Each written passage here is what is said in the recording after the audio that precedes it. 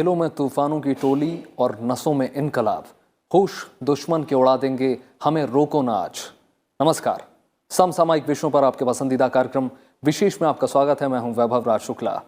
हम भारत के लोग जो आज आज़ाद फिजा में सांस ले रहे हैं, स्वतंत्र रूप से अपना जीवन जी रहे हैं, इस आज़ादी के लिए हमने एक बड़ी कीमत चुकाई है। हमारे देश के वीर सपूतों ने अपने लहू से इस देश को सींचा है। एक लंबे समय तक भारतवर्ष अंग्रेजों के अधीन रहा। कई आंदोलन हुए हैं, जिसमें सबसे बड़ा आंदोलन था भारत छोड़ो आंदोलन। भारत की आज़ादी के इतिहास में 9 अगस्त 1942 का दिन बेहद महत्वपूर्ण है, जिसे कोई भारतवासी भूल नहीं सकता।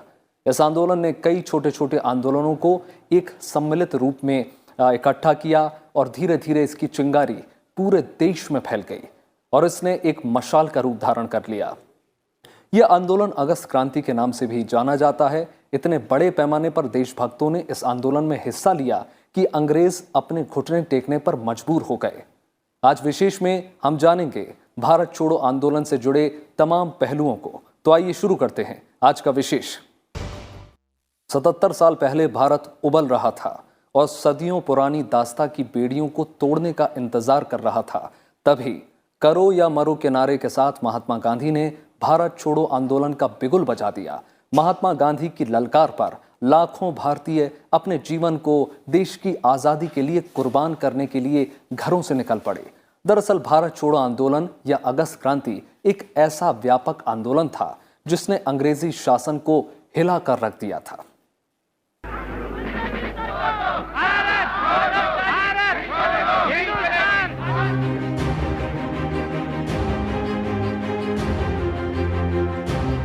भारत छोड़ो आंदोलन या अगस्त क्रांति भारतीय स्वतंत्रता आंदोलन की आखिरी महान लड़ाई थी, जिसने ब्रिटिश शासन की नींव को हिलाकर रख दिया।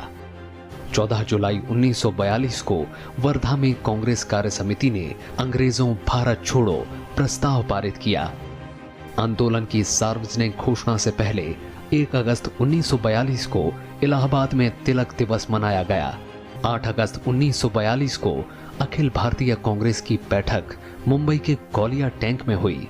बैठक में ऐतिहासिक भारत छोड़ो प्रस्ताव को कांग्रेस कार्य समिति ने कुछ संशोधनों के साथ स्वीकार कर लिया। देश भर के स्वतंत्रता सेनानियों की एक ही मांग थी, पूर्ण स्वराज। इस मौके पर महात्मा गांधी ने ऐतिहासिक भाषण देते हुए कहा, मैं आपको एक मंत्र देना चाहता हूं, जिसे आप अपने दिल में उतार लें और आपकी हर सांस के साथ इस मंत्र की आवाज आनी चाहिए। ये मंत्र है, करो या मरो। या तो हम भारत को आजाद कराएंगे या इस कोशिश में अपनी जान दे देंगे। In respect to God, need not be surprised if I do not realize the presence of God. Bharat छोड़ो आंदोलन की शुरुआत 1942 में हुई थी और ये विश्व युद्ध का समय था और कांग्रेस के अंदर में हमारे राष्ट्रीय आंदोलन में एक खास तरह का मतभेद था। कुछ हमारे नेता चाहते थे, वो ये समझते थे कि ये समय बहुत उपयुक्त नहीं है आंदोलन छेड़ने के लिए, लेकिन गांधी जी का ये मानना था कि ये बहुत ही ज़रूरी समय है आंदोलन छेड़ने के लिए। और उसकी ख़ास वजह ये थी कि विश्व युद्ध भारत की सीमाओं तक आने का खतरा था। गांधी जी के शब्दों ने जनता पर जादू सा असर डाला और वे नए जोश, नए साहस, नए संकल्प, नई आस्था, दृढ़ निश्चय और आत्मविश्वास के साथ स्वतंत्रता संग्राम में कूद पड़े। आंदोलन की घोषणा के 24 घंटे के भीतर ही सभी बड़े नेता गिरफ्तार कर लिए गए। गांधी जी को पूना के आगा खां पैलेस और कांग्रेस कार्यकारिणी के अन्य सदस्यों को अहमदनगर के दुर्ग में रखा गया। कांग्रेस को गैर संवैधानिक संस्था घोषित कर दिया गया। अंग्रेजों की तमाम कोशिशों के बावजूद कई राष्ट्रीय नेता गिरफ्तार नहीं हो पाए। इनमें क्रांतिकारी अरुणा आसफ अली भी थीं, जिन्होंने 9 अगस्त 1942 को मुंबई के ग्वालिया टैंक मैदान में तिरंगा फहराकर भारत छोड़ो आंदोलन का बिगुल बजा दिया। तभी से मुंबई के इस मैदान को अगस्त क्रांति मैदान भी कहा जाता है। इसके अलावा आंदोलन का नेतृत्व करने के लिए जनता के बीच से ही नेता उभर कर सामने आए। जय प्रकाश नारायण, राम मनोहर लोहिया, अच्युत पटवर्धन और सुचेता कृपलानी जैसे नेताओं ने भूमिगत रहकर आंदोलन को नेतृत्व प्रदान किया। बंबई में उषा मेहता और उनके कुछ साथियों ने कई महीने तक कांग्रेस रेडियो का प्रसारण किया। लोग ब्रिटिश शासन के प्रतीकों के खिलाफ प्रदर्शन करने सड़कों पर निकल पड़े और सरकारी इमारतों पर तिरंगा फहराना शुरू कर दिया। आंदोलन का आह्वान गांधी जी ने दिया तो अंग्रेजी सरकार को लगा कि एक बहुत बड़ा षड्यंत्र तख्ता पलट का है और वो आंदोलन हिंसक उग्र भी हो सकता है और वो हर हालत में आंदोलन को दबाने के पक्ष में थे। तो जैसे ही आंदोलन की कॉल गांधी जी ने दी, कांग्रेस के सारे बड़े नेताओं को एकदम से गिरफ्तार कर लिया गया और ऐसी जगह पर रखा गया जहां पर किसी के बारे में कुछ भी नहीं पता था। पटना के नौजवान विद्यार्थियों ने तो बलिदान का स्वर्णिम इतिहास ही रच डाला। 11 अगस्त 1942 को सचिवालय पर तिरंगा फहराने के दौरान फिरंगी हुकूमत की गोलियों से 7 छात्र शहीद हो गए। सरकार ने जब आंदोलन को दबाने के लिए लाठी और बंदूक का सहारा लिया तो आंदोलन का रुख बदलकर हिंसात्मक हो गया। अनेक जगहों पर रेल की पटरियां उखाड़ी गई और स्टेशनों में आग लगा दी गई। बंबई, अहमदाबाद और जमशेदपुर में मजदूरों ने संयुक्त रूप से विशाल हड़तालें की। संयुक्त प्रांत में बलिया और बस्ती, बंबई में सतारा, बंगाल में मिदनापुर और बिहार के कुछ भागों में अस्थायी सरकारों की स्थापना की गई। सतारा में विद्रोह का नेतृत्व वाई.बी. चौहान और नाना पाटिल ने किया था। पहली समानांतर सरकार बलिया में चितू पांडे के नेतृत्व में बनी। कि इसके बाद ये ब्रिटिश को, अंग्रेजी सरकार को बिल्कुल ही स्पष्ट हो गया था कि वो ज्यादा समय तक इस देश पे कब्जा अपना नहीं कर पाएंगे। एक और इसका महत्व था, जब भारत जैसे बड़े उपनिवेश, भारत जैसे बड़े देश को आजादी मिल गई, तब ये रहा कि इस दुनिया में बहुत सारे ऐसे जो गुलाम देश थे, उनकी आजादी भी लगभग सुनिश्चित हो गई। भारत छोड़ो आंदोलन इस मायने में भी अनोखा था कि इनमें महिलाओं ने बढ़ चढ़कर हिस्सा लिया था। उन्होंने आंदोलन में न सिर्फ हिस्सा लिया बल्कि पुरुषों की बराबरी करते हुए इसका नेतृत्व भी किया। भारत छोड़ो आंदोलन इस मायने में भी एक क्रांतिकारी आंदोलन था क्योंकि इसने भारत की भावी राजनीति की आधारशिला रखी।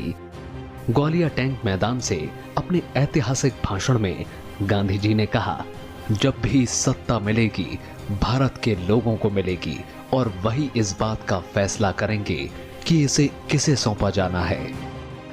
भारत छोड़ो आंदोलन की वार्षिकी के अवसर पर उपराष्ट्रपति एम वेंकैया नायडू ने देशवासियों के साथ देश के महान नेताओं, क्रांतिकारियों, आंदोलनकारियों और उनके बलिदान को सादर नमन किया है।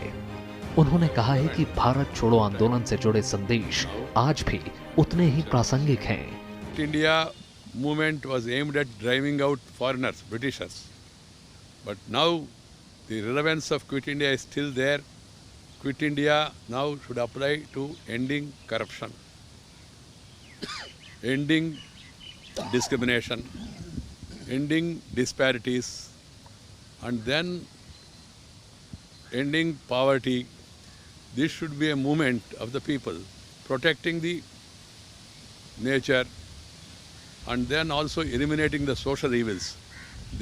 We should make them to quit India and for that matter the world also.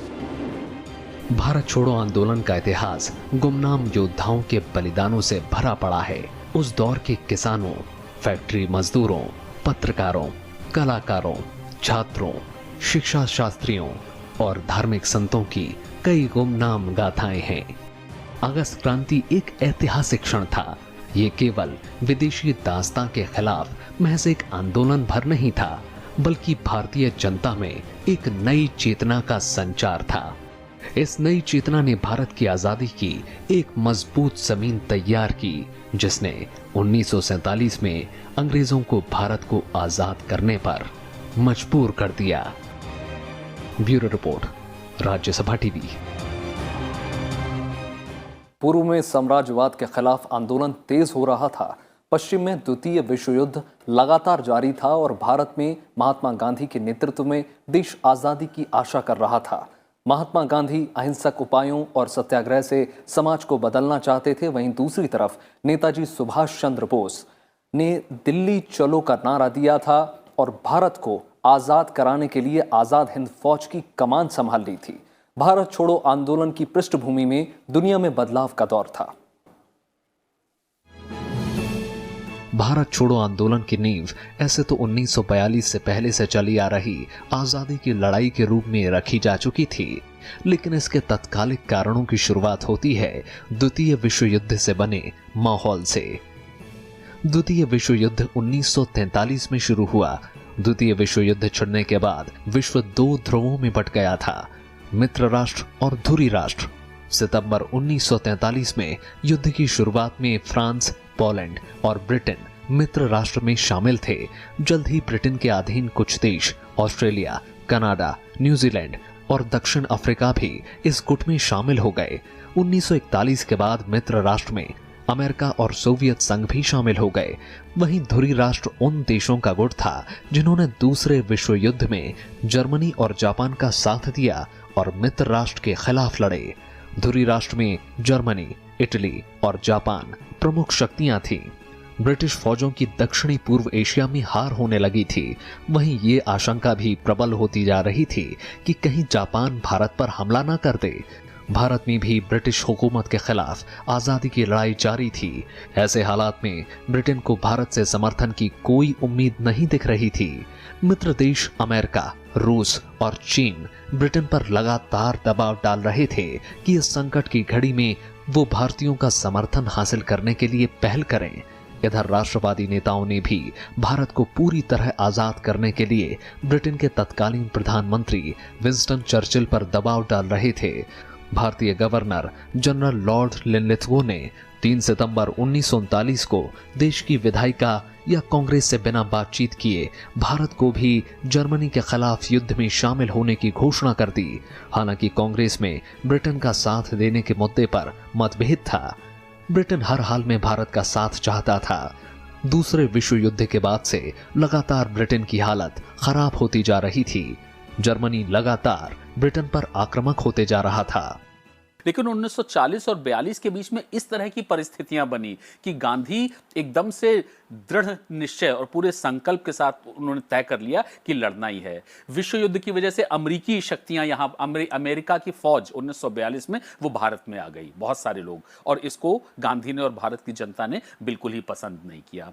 अंग्रेज लोगों ने, ब्रिटिश सरकार ने, चर्चिल ने, जिन्होंने कहा कि हम दुनिया में शांति चाहते हैं, हम दुनिया के देशों के लिए आज़ादी चाहते हैं, एक बहुत बड़ा अटलांटिक उनका रेजोल्यूशन था, लेकिन उन देशों में उन्होंने भारत को शामिल नहीं किया। उन्होंने कहा कि भारत तो ग्रेट ब्रिटेन का हिस्सा है, बाकी देशों को आज़ादी मिलेगी, भारत तो इंग्लैंड का ही हिस्सा रहेगा।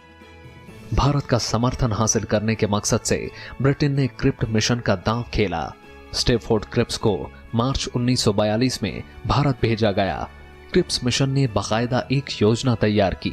इसके जरिए ब्रिटेन सरकार भारत को पूर्ण स्वतंत्रता देना नहीं चाहती थी।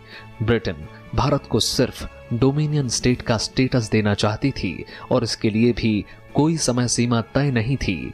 वो भारत की सुरक्षा अपने हाथों में ही रखना चाहती थी और साथ ही गवर्नर जनरल के वीटो अधिकारों को भी पहले जैसा ही रखने के पक्ष में थी। कांग्रेस समेत तमाम भारतीय दलों ने क्रिस्प मिशन के सारे प्रस्तावों को खारिज कर दिया। महात्मा गांधी ने क्रिस्प मिशन के प्रस्तावों पर टिप्पणी करते हुए कहा कि ये आगे की तारीख का चेक था जिसका बैंक नष्ट होने वाला था। क्रिस्प मिशन से भारतीयों को निराशा मिली और भारतीय नेताओं को चले जाने का एहसास हुआ। वहीं विश्व युद्ध के कारण परिस्थितियां गंभीर होती जा रही थीं। जापान सफलतापूर्वक सिंगापुर, मलाया और बर्मा पर कब्जा कर भारत की ओर बढ़ने लगा था।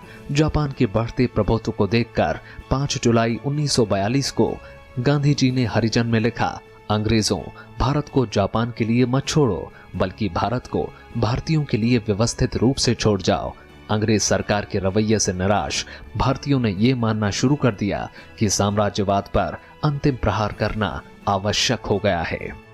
जब अमेरिका ने इंग्लैंड पे दबाव डाला तो एक क्रिप्स मिशन भेजा गया कि भारत की आज़ादी की बात की जाए, और क्रिप्स यहां पर आए और भारत के सभी नेताओं से मिले, लेकिन उन्होंने भारत की आज़ादी को लेके कोई भी एक पक्की बात कहने से बिल्कुल भी इनकार कर दिया। तो जवाहरलाल नेहरू, गांधी, सारे लोग इससे बहुत ही ज़्यादा निराश हुए। तो उनको ये लगा कि भारत असुरक्षित हो रहा है विश्व की युद्ध की वजह से, ब्रिटिश ग्रेट ब्रिटेन की सरकार का कोई बिल्कुल इरादा नहीं है और विश्व युद्ध के जितने सारे नुकसान होते हैं वो भारत को हो रहे हैं। अमेरिकी शक्तियां, अमेरिकी फौज जो है वो भारत में आ गई हैं और लग रहा है कि भारत को भी तहस नहस करने का एक संभावना बन रही है। जब ये सारी परिस्थितियां हुई तो फिर हमारे राष्ट्रीय आंदोलन के नेताओं ने ये तय कर लिया कि अब हमें एक बहुत बड़ी मुहिम, बहुत बड़ा संघर्ष, बहुत बड़े आंदोलन का एक दौर चलाना है और वो आंदोलन दौर तभी खत्म होगा जबकि भारत को वो आजाद करा ले।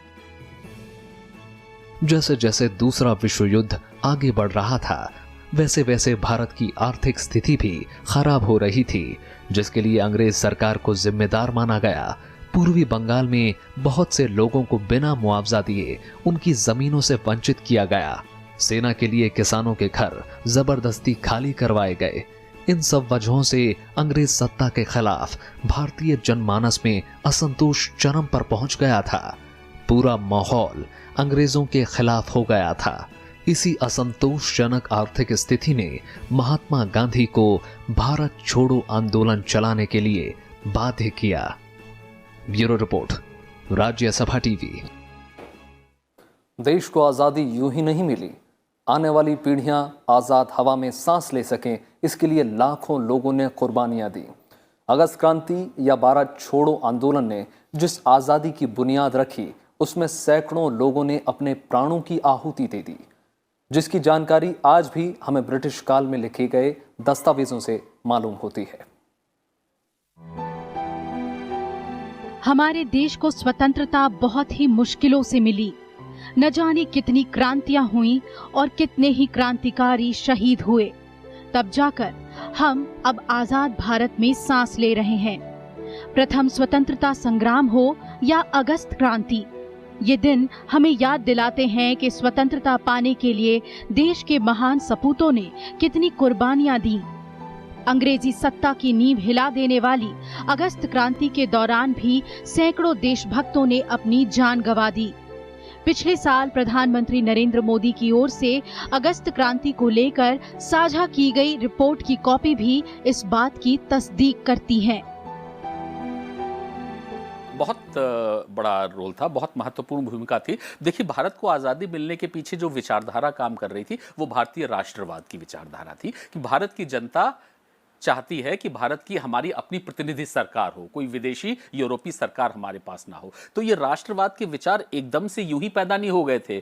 19वीं सदी के अंत से धीरे धीरे एक संघर्ष के दौर से ये राष्ट्रवाद के विचार समाज के अलग अलग तबकों तक पहुंच रहे थे। मध्य वर्ग तक पहुंचे, पूंजीपति वर्ग तक पहुंचे, किसानों तक पहुंचे, कबीलाइयों तक पहुंचे, मजदूरों तक पहुंचे, धीरे धीरे पहुंचे। ये दस्तावेज इस बात का सबूत हैं कि भारत छोड़ो आंदोलन के जरिए महात्मा गांधी ने किस तरह अंग्रेजी हुकूमत की नींव हिला दी थी। इस आंदोलन ने देश की आजादी के आंदोलन को काफी तेज कर दिया था। 1942 के आते आते राष्ट्रवाद के ये विचार, वो भारतीय लोग जो ब्रिटिश सर्विस में थे, वो भारतीय लोग जो ब्रिटिश फौज में थे, वो भारतीय लोग जो सिविल सर्विसेज में थे, जो कि ब्रिटिश एम्पायर की रक्षा कर रहे थे, वहां तक भी जब ये पहुंच गए तब फिर ये लगा कि अंग्रेज रुकेंगे कैसे। भारत तो बहुत बड़ा देश है। गांधी जी ने कहा था कि भाई 2-2.5 लाख अंग्रेज लोग यहां पर हैं और भारत इतना बड़ा देश है, वो इस देश में तभी रह सकते हैं जबकि भारतीय लोग उनका समर्थन करें। और राष्ट्रीय और क्विट इंडिया मूवमेंट ने, भारत छोड़ो आंदोलन ने यह सुनिश्चित कर दिया कि वो समर्थन जो कि 19वीं शताब्दी में और 20वीं शताब्दी के शुरू में अंग्रेज सरकार को भारतीय लोगों से मिल रहा था, वो अब लगभग नामुमकिन हो गया। तो जब सारे के सारे समाज के सारे लोग दृढ़ संकल्प हो गए अंग्रेजी सरकार को हटाने के लिए, तो फिर वो कैसे यहां पे रह पाएंगे? उनका तो रह पाना असंभव हो गया। इस दस्तावेज में कहा गया है कि 9 अगस्त को भारत छोड़ो आंदोलन शुरू होने के बाद मुंबई सिटी में गांधी और वर्किंग कमेटी के सदस्यों को गिरफ्तार कर लिया गया। मुंबई में लोगों पर आंसू गैस के गोले भी दागे गए। रिपोर्ट में 15 जगहों पर पुलिस फायरिंग में 8 लोगों के मारे जाने और 44 लोगों के घायल होने की जानकारी भी दी गई है। इसके अलावा अहमदाबाद में हड़ताल होने और पुलिस फायरिंग में एक की मौत की जानकारी है। इसमें कहा गया है कि पुणे में छात्रों की भीड़ पर पुलिस फायरिंग हुई, जहां एक की मौत हो गई। इसमें सूरत शहर में आंदोलन को दबाने के लिए सैनिकों को रवाना किए जाने की बात भी कही गई है। इस दस्तावेज के मुताबिक उत्तर प्रदेश में कांग्रेस के कई बड़े नेताओं को गिरफ्तार किया गया। लखनऊ, इलाहाबाद और कानपुर में हड़ताल की कोशिश हुई। पंजाब के लाहौर और अमृतसर में लोगों ने बड़ी सभाएं की। रिपोर्ट में इस बात की चर्चा की गई है कि बिहार में राजेंद्र प्रसाद और दूसरे नेताओं को गिरफ्तार कर लिया गया। भारत छोड़ो आंदोलन को फौज की मदद से और एक बहुत ही दमन के द्वारा और जोर जबरदस्ती के द्वारा और शोषण के द्वारा अंग्रेज सरकार ने दबा दिया। लगभग 10 से 15 हज़ार लोगों की जान गई, बहुत सारे लोगों को जेल में डाल दिया गया। हमारे सारे नेता जेल में थे और वो लगभग 44 और 45 के बाद में जेल में रहे। इसलिए उन्होंने भारतीय नेताओं के साथ एक नेगोशिएशन की शुरुआत की और इंडियन इंडिपेंडेंस एक्ट बना, एक बिल बना और वो एक्ट बना और वो एक्ट ब्रिटिश पार्लियामेंट ने पास किया और इस एक्ट के द्वारा भारत को आज़ादी मिली। अगस्त क्रांति के ये आधिकारिक दस्तावेज इस बात की गवाही देते हैं कि भारत छोड़ो आंदोलन का दायरा कितना बड़ा था और कितने बड़े पैमाने पर लोगों ने इस आंदोलन में हिस्सा लिया था। ये उन असंख्य देशभक्तों की कुर्बानियों का नतीजा ही है कि आज हम खुली हवा में सांस ले रहे हैं। Bureau report, Rajya Sabha TV. Mahatma Gandhi ने आज़ादी की लड़ाई को नया आयाम दिया। इसके लिए कभी वो कुशल राजनेता के तौर पर सामने आते तो कभी एक महान विचारक के तौर पर। उनके इसी व्यक्तित्व ने देश को न सिर्फ एकजुट किया बल्कि आज़ादी के लिए मर मिटने का जुनून भी पैदा किया। छोड़ जा रहे हैं आपको गांधी जी के विचारों के साथ। नमस्कार।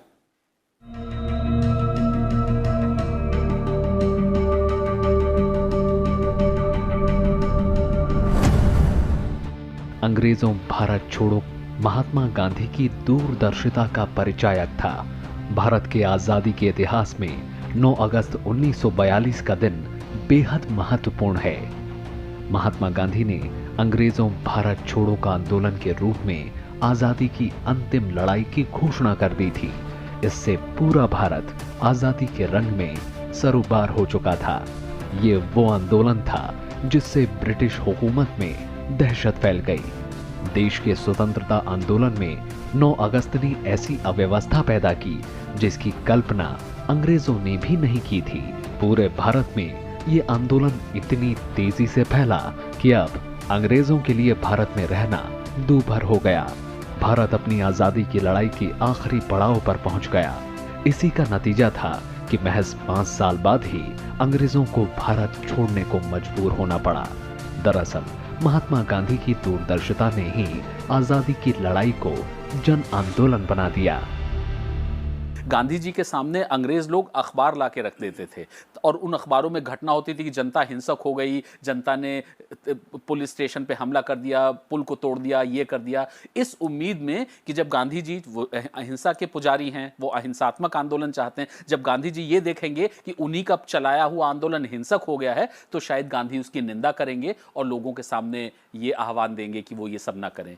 लेकिन गांधी जी ने ऐसा कुछ नहीं किया। गांधी ने उस हिंसा को की निंदा भी नहीं की, उसको बंद भी नहीं किया। उन्होंने कहा कि मैं अहिंसा का पुजारी हूं, लेकिन ये जो जनता हिंसा कर रही है, ये ब्रिटिश सरकार ने जो हिंसा हम लोगों के साथ की है, इसकी प्रतिक्रिया में है। सो बहुत बड़ी हिंसा की प्रतिक्रिया में है। जब तक ब्रिटिश सरकार अपनी हिंसा बंद नहीं करेगी, तब तक जनता अपनी हिंसा कैसे बंद कर सकती है। आजादी के लिए भारतवासियों के आंदोलन में 2 बुनियादी समस्याएं थी। पहला नेतृत्व और दूसरा संगठन। 1915 यानी महात्मा गांधी के भारत आने तक स्वतंत्रता आंदोलन बहुत हद तक बिखराव की स्थिति में था। महात्मा गांधी ने इस आंदोलन को न सिर्फ संगठित किया बल्कि उसे एक दिशा और नेतृत्व भी दिया। नतीजा, पहले से ज्यादा मजबूती और धार के साथ आंदोलनकारी अंग्रेजी हुकूमत की जड़ें हिलाने में कामयाब हुए। महात्मा गांधी जब भारत पहुंचे तब कांग्रेस संगठनात्मक तौर पर धीरे धीरे लोगों के बीच में पैठ बना चुकी थी। 1905 के बाद से कांग्रेस के भीतर उग्र विचारों की भावनाएं सुलगने लगी थी, जिसकी धुरी लाला लाजपत राय, बाल गंगाधर तिलक और बिपिन चंद्र पाल के इर्द गिर्द घूम रही थी। महात्मा गांधी ने कांग्रेस का एक और स्वरूप देखा, जिसमें कांग्रेस सिर्फ संभ्रांत शहरी भारतीयों के एक क्लब के तौर पर दिखती थी, जिसका छोटे शहरों और गांवों में आम आदमी के साथ जुड़ाव ना के बराबर था। गांधी ने कांग्रेस की इस सीमित पहुंच को देशव्यापी बना दिया। आजादी की लड़ाई को जन आंदोलन बनाने के लिए गांधी जी ने देश के मिजाज को समझने की कोशिश की। उन्होंने पूरे देश का दौरा किया और किसानों के कुछ स्थानीय मुद्दे में शामिल होना शुरू कर दिया। अंग्रेजों के जुल्मों से उनका पहला टकराव हुआ 1917 में चंपारण में। यहाँ अंग्रेजों की 3 कठिया व्यवस्था से नीलाहे किसान कराह रहे थे। अंग्रेजों को गांधी के आगे झुकना पड़ा और इस तरह चंपारण ही दरअसल गांधी के सत्याग्रह की पहली प्रयोगशाला बनी। इसके बाद 1918 का खेड़ा मजदूर आंदोलन और उसी साल अहमदाबाद के मिल मजदूर आंदोलन ने महात्मा गांधी को आम लोगों के बीच मसीहा बना दिया। महात्मा गांधी लोगों के बीच इतने प्रिय हो गए कि उनकी झलक पाने लोग मीलों पैदल चल कर आते। 1921 तक महात्मा गांधी ने एक तरह से कांग्रेस की कमान हाथ में ले ली। उन्होंने तुरंत कांग्रेस सदस्यता को समावेशी बनाया ताकि ज्यादा से ज्यादा आम लोग कांग्रेस में जुड़ सकें। इस तरह उन्होंने एक देशव्यापी असहयोग जन आंदोलन शुरू कर दिया। गांधी जेल में थे, 3 साल तक जेल में रहे, 2.5 साल तक। 1944 में उनको छोड़ा गया, उनकी तबीयत भी काफी खराब हो गई थी। तो गांधी की एक मुख्य गतिविधि यही रही कि उन्होंने इस हिंसा की निंदा करने से उन्होंने इससे इनकार कर दिया और उन्होंने कहा कि ये तो हिंसा ब्रिटिश सरकार की है जिसके जवाब में भारतीय जनता हिंसा कर रही है। पहले काफी आंदोलन हुए थे, जैसे चौरी चौरा का एक आंदोलन हुआ था, तो उसमें हिंसा हुई और गांधी जी ने उस हिंसा की निंदा की और पूरा का पूरा आंदोलन वापस ले लिया। तो ब्रिटिश कुछ उम्मीद कर रहे थे कि इस बार भी शायद गांधी जी यही कहें, लेकिन गांधी जी उनके इस चाल में नहीं आए। उन्होंने अखबार पढ़े लेकिन हिंसा की निंदा करने से इनकार कर दिया। हालांकि 1922 में चौरी चौरा हादसे के बाद असहयोग आंदोलन बंद कर दिया गया। गांधी जी जेल चले गए। बाहर आने पर उन्होंने फिर से जन आंदोलन को जड़ से तैयार करने की कोशिश की। इस दौरान उन्होंने खादी आंदोलन शुरू करने और अस्पृश्यता से छुटकारा पाने और सांप्रदायिक सद्भाव को बढ़ावा देने पर जोर दिया। 1928 में बारडोली सत्याग्रह में सरदार पटेल की मदद करने के साथ ही 1930 में गांधी ने दांडी मार्च सहित सविनय अवज्ञा शुरू की। उधर तत्कालीन कांग्रेस अध्यक्ष जवाहरलाल नेहरू के नेतृत्व में कांग्रेस ने पूर्ण स्वतंत्रता की मांग की। इससे पूरे देश में एक विशाल जन आंदोलन शुरू हो गया। 1930 से 1932 के बीच गोलमेज सम्मेलन में हिस्सा लेने गांधी लंदन गए और वहां आजादी के पक्ष में अपने मजबूत तर्कों से पूरी दुनिया का दिल जीत लिया। इसके बाद गांधी ने गांव-गांव जाकर लोगों को जागरूक करना जारी रखा। 1942 में गांधी ने भारत छोड़ो आंदोलन शुरू किया, जिसने अंग्रेजी हुकूमत की जड़ें हिलाकर रख दी। इस तरह गांधी ने स्वतंत्रता आंदोलन को एक जन आंदोलन में तब्दील कर दिया। उन्होंने छोटे शहरों और गांवों में आजादी की लड़ाई के प्रसार पर ध्यान केंद्रित किया और स्वतंत्रता को आम इंसान की जरूरत बना दिया। और इसी का नतीजा था कि 15 अगस्त 1947 को भारत को ब्रिटिश हुकूमत से आजादी मिली। Bureau report, Rajya Sabha TV.